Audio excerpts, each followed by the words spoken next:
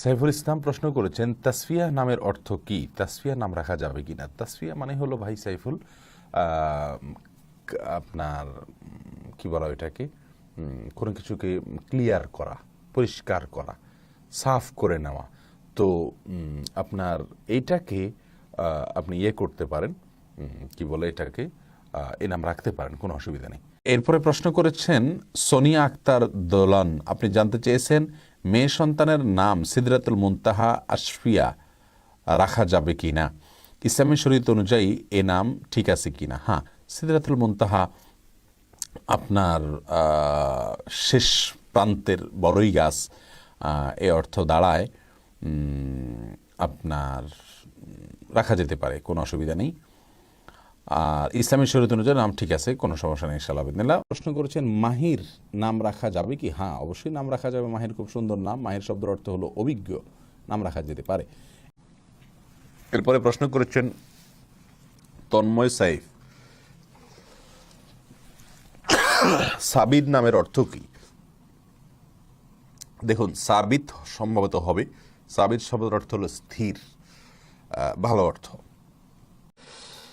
এরপরে এমডি সালাম ভাই, আপনি জানতে চেয়েছেন ইকরাহ কোনো মেয়ের অর্থ রাখা যাবে কিনা। ইকরা অর্থবহ হয় না নামটা। ইকরা মানে তুমি পড়ো, এছাড়া ইকরাহ একটা হয়, লাস্টে যদি হ যোগ করেন আপনি ইকরাহ, তাহলে হয় বাধ্য করা।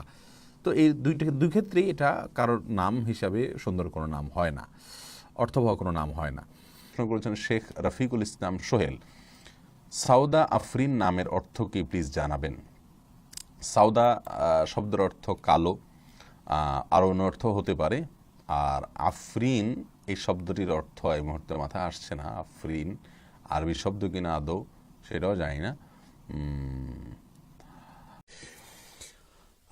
এরপরে প্রশ্ন করেছেন মুস্তাফিজুর রহমান, আপনার ইউটিউবে নাম রাখার একটি ভিডিও দেখেছি, আমার মেয়ের নাম মার্জিয়া আমাতুর রহমান রাখতে চাচ্ছি, দয়া করে জানাবেন এটা ঠিক হবে কিনা।